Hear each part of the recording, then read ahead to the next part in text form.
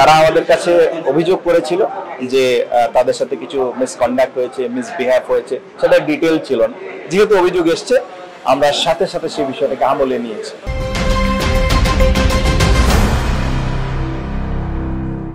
অনেক আগে, কিন্তু আমরা অনেক পরে সেটা জেনেছি। এখন তারা অ্যাডাল্ট হয়ে গেছে।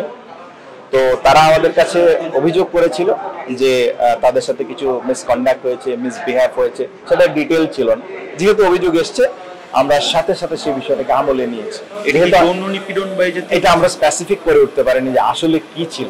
কারণ হচ্ছে কি, যেহেতু আমরা ইনভেস্টিগেশন করতে পারিনি, শুধু অভিযোগটা এসছে।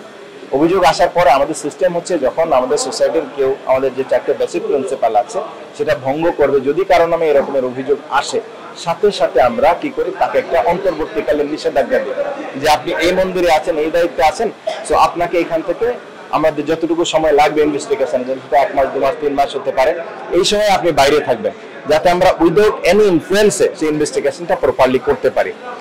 তারপরে যদি আমরা সেই অভিযোগের সত্যতা পাই, তাহলে তার বিরুদ্ধে আমরা ব্যবস্থা গ্রহণ করি। কিন্তু ওনার ক্ষেত্রে যেটা হয়েছে যে সেই অভিযোগ আসার পরে আমরা ওনাকে কিন্তু অন্তর্বর্তীকালীন নিষেধাজ্ঞা দিয়েছি যে আপনি অন্য জায়গায় চলে যাবেন, আমরা এটা ইন্ডিপেন্ডেন্টলি খতিয়ে দেখতে যে আসলে কি হয়েছে। কিন্তু উনি আমাদেরকে সহযোগিতা করেন। সহযোগিতা না করার ফলে যেটা হয়েছে যে এই ইনভেস্টিগেশনটা কিন্তু আমরা করে উঠতে পারিনি যে আসলে সেই ঘটনাগুলি সত্যি ছিল নাকি মিথ্যা ছিল, বা সত্য থাকলে কতটুকু ছিল। তো এই বিষয়টা আমরা কিন্তু করে উঠতে পারিনি। এর মধ্যেই বাকি বিষয়গুলো এসেছে।